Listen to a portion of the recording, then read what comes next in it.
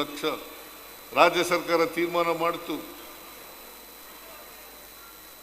ಯಾಕಂತಂದ್ರೆ MSP ನಿಗದಿ ಮಾಡೋ ಕೇಂದ್ರ ಸರ್ಕಾರ ಅವರು ನಿಗದಿ ಮಾಡಿದ್ರು. ಒಂದು ಕ್ವಿಂಟಾಲ್ಗೆ 2400 ರೂಪಾಯಿ ಅಂತ ಕ್ವಿಂಟಾಲ್ ಒಂದು ನಿಗದಿಯನ್ನು ಮಾಡಿದ್ರು. 2400 ರೂಪಾಯಿ ಒಂದು ಕ್ವಿಂಟಾಲ್ಗೆ ಅಂತೇಳಿ. ಆದರೆ ಮಾರುಕಟ್ಟೆಯಲ್ಲಿ ಅದು 1600 1700 ರೂಪಾಯಿ ಇತ್ತು. ರೈತರು ಪ್ರತಿಭಟನೆಯನ್ನು ಮಾಡಿದ್ರು. ಬಹುಶಃ ಹಾವೇರಿ ಜಿಲ್ಲೆ ರೈತರು ಪ್ರತಿಭಟನೆಯನ್ನು ಮಾಡಿದ್ರು. ಶಿವಾನಂದ ಕೂಡ ಮಾತಾಡಿದ್ರು, HK ಪಾಟೀಲ್ ಕೂಡ ಮಾತಾಡಿದ್ರು. ನಾನು ಕೂಡಲೇ ಸಂಬಂಧಪಟ್ಟವರ ಮೀಟಿಂಗನ್ನು ಕರೆದು ತೀರ್ಮಾನ ಮಾಡಿ ಇವತ್ತು 250 ರೂಪಾಯಿ ಒಂದು ಕ್ವಿಂಟಾಲ್ಗೆ ರಾಜ್ಯ ಸರ್ಕಾರ ಕೊಡ್ತಕ್ಕಂಥ ತೀರ್ಮಾನವನ್ನು ಮಾಡಿದ್ದೇವೆ. ಹಾಗೇನೆ ಕಬ್ಬು ಬೆಳೆಗಾರರು 3150 ರೂಪಾಯಿಗಳನ್ನು ಒಂದು ಕ್ವಿಂಟಾಲ್ಗೆ ಮಾಡಿದ್ರು. ಆದರೆ ಅದಕ್ಕೆ ರೈತರು ಪ್ರತಿಭಟನೆಯನ್ನ ಮಾಡಿದರು. ಅದಕ್ಕೆ ನಾನು 3300 ರೂಪಾಯಿ HK ಪಾಟೀಲ್ ಹೋಗಿದ್ರು ಬೆಳಗಾವಿಗೆ, ಶಿವಾನಂದ ಹೋಗಿದ್ರು. ನಾನು ಇಡೀ ದಿನ ಕೂತ್ಕೊಂಡು ತೀರ್ಮಾನ ಮಾಡಿದೆ. ರೈತರಿಗೆ FRP 3150 ರೂಪಾಯಿ ಬದಲು 3300 ರೂಪಾಯಿಗಳನ್ನು ಕೊಡಲಿಕ್ಕೆ ತೀರ್ಮಾನವನ್ನು ಮಾಡಿದ್ರು. ಅದರಿಂದ ನಾವು ನಮ್ಮ ಸರ್ಕಾರ ರೈತರ ಪರವಾಗಿ ಕೂಡ ಇದೆ, ದಲಿತರ ಪರವಾಗಿ ಇದೆ, ಹಿಂದುಳಿದವರ ಪರವಾಗಿದೆ, ದಲಿತರ ಪರವಾಗಿದೆ. ನಾವು ಯಾವತ್ತೂ ಕೂಡ ರೈತರು, ಮಹಿಳೆಯರು, ದಲಿತರು, ಹಿಂದುಳಿದವರು, ಅಲ್ಪಸಂಖ್ಯಾತರು, ಬಡವರು, ಯಾವುದೇ ಜಾತಿ ಬಡವರು ನಾವು ಭೇದ ಭಾವ ಮಾಡಿಲ್ಲ. ಇವತ್ತು ನಾನು ಬಹಳ ಸ್ಪಷ್ಟವಾಗಿ ಹೇಳಲಿಕ್ಕೆ ಬಯಸ್ತಾ ಇದ್ದೇನೆ, ಇನ್ಕ್ಲೂಸಿವ್ ಗ್ರೋತ್ನಲ್ಲಿ ನಂಬಿಕೆ ಇಟ್ಕೊಂಡಿರತಕ್ಕಂಥವ್ರು ನಾವು. ಎಲ್ಲ ಧರ್ಮದ ಜನ, ಎಲ್ಲ ಭಾಷೆಯ ಜನ ಎಲ್ಲರನ್ನೂ ಕೂಡ ಒಟ್ಟಿಗೆ ತಗೊಂಡು ಹೋಗ್ತಕ್ಕಂಥ ಕೆಲಸವನ್ನು ಮಾಡ್ತೇವೆ. ನಾವು ಈ ಗ್ಯಾರಂಟಿ ಯೋಜನೆಗಳನ್ನು ಬರೀ ಕಾಂಗ್ರೆಸ್ನವರಿಗೆ, ಕಾಂಗ್ರೆಸ್ಸಿನ ಬಡವರಿಗೆ ಮಾತ್ರ ಕೊಡ್ತಾ ಇಲ್ಲ. ಎಲ್ಲ ಪಕ್ಷದವರು ಕೂಡ, ಎಲ್ಲ ಧರ್ಮದವರು ಕೂಡ, ಅವರೆಲ್ಲರಿಗೂ ಕೂಡ ಕೊಡ್ತಾ ಇದ್ದೇವೆ ಅಂತಕ್ಕಂಥ ಮಾತುಗಳನ್ನು ಹೇಳಲಿಕ್ಕೆ ಬಯಸ್ತಾ ಇದ್ದೇನೆ. ಅದರಿಂದ ಇದು ಜಾತ್ಯತೀತವಾಗಿ ಅಸಮಾನತೆಯನ್ನು ನಿವಾರಣೆ ಮಾಡ್ತಕ್ಕಂಥ ಕಾರ್ಯಕ್ರಮಗಳನ್ನು ನಮ್ಮ ಸರ್ಕಾರ ಮಾಡ್ತಾ ಇದೆ ಅಂತಕ್ಕಂಥ ಮಾತುಗಳನ್ನು ಹೇಳಲಿಕ್ಕೆ ಬಯಸ್ತಾ ಇದ್ದೇನೆ. ಅದರಿಂದ ಈ BJPಯವರು 4 ವರ್ಷ ಅಧಿಕಾರದಲ್ಲಿದ್ದರು, ಏನನ್ನು ಮಾಡಲಿಲ್ಲ.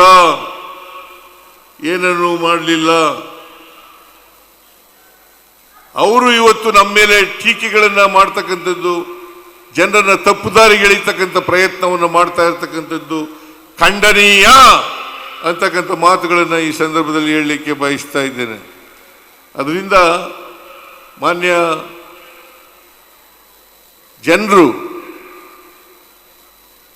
BJPಯವರು ಆಡ್ತಕ್ಕಂಥ ಮಾತುಗಳನ್ನು ತಾವು ಗಂಭೀರವಾಗಿ ತಗೊಳ್ಬೇಕಾದಂಥ ಅಗತ್ಯ ಇಲ್ಲ ಅಂತಕ್ಕಂಥ ಮಾತುಗಳನ್ನು ಈ ಸಂದರ್ಭದಲ್ಲಿ ಹೇಳಲಿಕ್ಕೆ ಬಯಸ್ತಾ ಇದ್ದೇನೆ. ಅದರಿಂದ ನಾನು ಅನೇಕ ನಮ್ಮ ಸರ್ಕಾರ ಮಾಡಿರ್ತಕ್ಕಂಥ ಎಲ್ಲ ಕಾರ್ಯಕ್ರಮಗಳನ್ನು ಪ್ರಸ್ತಾಪ ಮಾಡಲಿಕ್ಕೆ ಹೋಗಲ್ಲ. ಪ್ರಸ್ತಾಪ ಮಾಡಿದ್ರೆ ಒಂದು ದಿನ ಬೇಕಾಗ್ತದೆ, ಅಷ್ಟು ಕೆಲಸಗಳನ್ನು ನಾವು ಮಾಡಿದ್ದೇವೆ ಅಂತಕ್ಕಂಥ ಮಾತುಗಳನ್ನು ಈ ಸಂದರ್ಭದಲ್ಲಿ ಹೇಳ್ತಾ, ಇವತ್ತು ಹಾವೇರಿನಲ್ಲಿ ಬಹಳ ದೊಡ್ಡ ಪ್ರಮಾಣದಲ್ಲಿ ಈ ಸಭೆಯನ್ನು ಮಾಡಿದೆ. ಸುಮಾರು ನಿನ್ನೆಗೆ 1000 ದಿನ ಆಯಿತು. 1000 ದಿನ ಆಯಿತು. ಇವತ್ತು 1001ನೇ ದಿನ ನಾವು ಕಾಲಿಟ್ಟಿದ್ದೇವೆ ಅಂತಕ್ಕಂಥ ಮಾತುಗಳನ್ನು ಹೇಳ್ತಾ ಈ 1,000 ದಿನ ನಾವು ಮಾಡಿರ್ತಕ್ಕಂಥದ್ದು ಅದು ಈ ಸಾಧನಾ ಸಮಾವೇಶ ಮೈಲಿಗಲ್ಲ, ನಮ್ಮ ಬದ್ಧತೆ ಅಂತಕ್ಕಂಥ ಮಾತುಗಳನ್ನು ಹೇಳಲಿಕ್ಕೆ ಇನ್ನಷ್ಟು ಬದ್ಧತೆಯಿಂದ ಬಡವರ, ದಲಿತರ, ಹಿಂದುಳಿದವರ, ಅಲ್ಪಸಂಖ್ಯಾತರ, ಮಹಿಳೆಯರ, ಕಾರ್ಮಿಕರ ಕೆಲಸವನ್ನು ಮಾಡ್ತೇವೆ ಅಂತಕ್ಕಂಥ ಮಾತುಗಳನ್ನು ಹೇಳಿ ನಿಮ್ಮ ಆಶೀರ್ವಾದ. ಹಾಸ್ಪಿಟಲ್ ಏನು ಮಾಡಬೇಕು?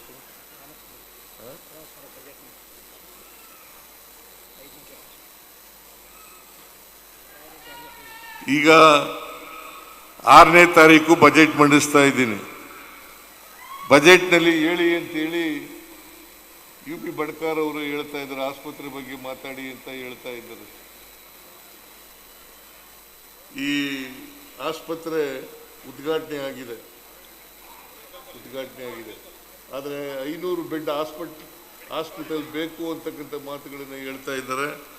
ಸೂಪರ್ ಸ್ಪೆಷಾಲಿಟಿ ಆಸ್ಪತ್ರೆ ಬೇಕು ಅಂತ ಹೇಳ್ತಾ ಇದ್ದಾರೆ. ಸೂಪರ್ ಸ್ಪೆಷಾಲಿಟಿ ಆಸ್ಪತ್ರೆ ಬೇಕು ಅಂತ ಹೇಳ್ತಾ ಇದ್ದಾರೆ.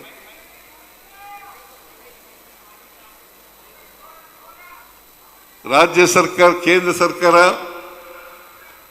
ರಾಜ್ಯಕ್ಕೆ ಬಹಳ ಅನ್ಯಾಯ ಮಾಡಿದೆ. GST ಕಲೆಕ್ಷನ್ ಕೂಡ ನಮಗೆ ಇದ್ದಕ್ಕಿದ್ದಾಗಲೇ ಕಡಿಮೆ ಮಾಡಿಬಿಟ್ರು ಅವರು GSTನ. ಅದರಿಂದ ಸುಮಾರು 12ರಿಂದ 15 ಸಾವಿರ ಕೋಟಿ ವರ್ಷಕ್ಕೆ ನಷ್ಟ ಆಯಿತು. ನಮಗೆ ಬರಬೇಕಾಗಿರ್ತಕ್ಕಂಥ ಹಣ ಕೊಟ್ಟಿಲ್ಲ. JJMನಲ್ಲಿ ಸುಮಾರು 15,000 ಕೋಟಿ ಬಾಕಿ ಬರಬೇಕು. ಅದನ್ನು ಕೊಟ್ಟರೆ ನಮ್ಮ ಅನೇಕ ಅಭಿವೃದ್ಧಿ ಕೆಲಸಗಳಿಗೆ ಅದನ್ನು ಉಪಯೋಗಿಸ್ಕೊಳ್ಳಲಿಕ್ಕೆ ಸಾಧ್ಯ ಆಗ್ತದೆ ಅಂತಕ್ಕಂಥ ಮಾತುಗಳನ್ನು ಈ ಸಂದರ್ಭದಲ್ಲಿ ಹೇಳಿ,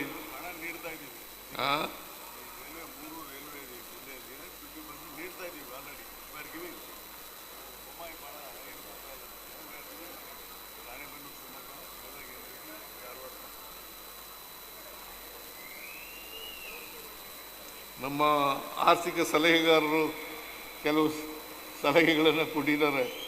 ಅವರು ಬಜೆಟ್ ಮಂಡಿಸುವಾಗಿರೋದ್ರಿಂದ ನಾವು ಹಣಕಾಸಿನ ಪರಿಸ್ಥಿತಿಯನ್ನು ನೋಡಿಕೊಂಡು ಅವುಗಳ ಬಗ್ಗೆ ತೀರ್ಮಾನ ಮಾಡ್ತೇವೆ ಅಂತಕ್ಕಂಥ ಮಾತುಗಳನ್ನು ಈ ಸಂದರ್ಭದಲ್ಲಿ ಹೇಳ್ತಾ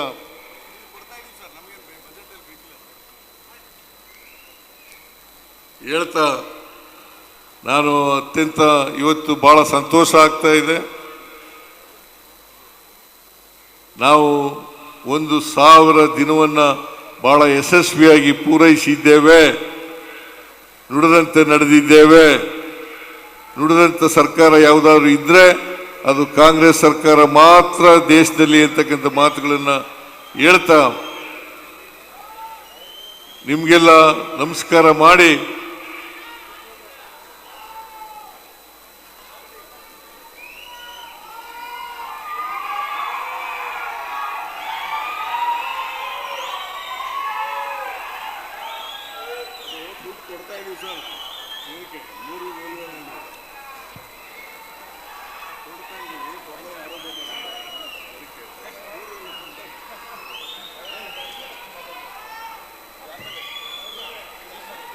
ನನ್ನ ಶಿಲ್ಪ ಬಹಳ ಚೆನ್ನಾಗಿ ಬಂದಿದೆ.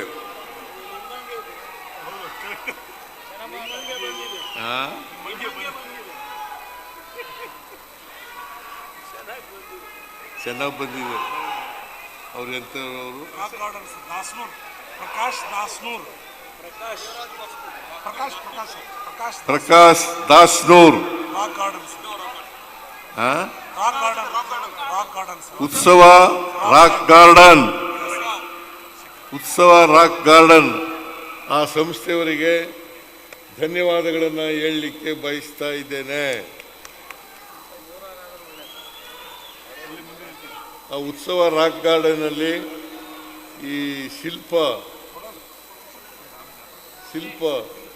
ಅಲ್ಲಿ ಪ್ರತಿಷ್ಠಾಪನೆ ಮಾಡ್ತಾರೆ ಅಂತಕ್ಕಂಥ ಮಾತುಗಳು ಬಹಳ ಸಂತೋಷವನ್ನು ಉಂಟು ಮಾಡಿದೆ. ಅಂತಕ್ಕಂಥ ಮಾತುಗಳನ್ನು ಹೇಳ್ತಾ ಬಹುಶಃ ನಾನೇ ನಿಂತಿದ್ದೀನಿ ಅಂತ ಅನಿಸುತ್ತೆ ಅಲ್ಲಿ.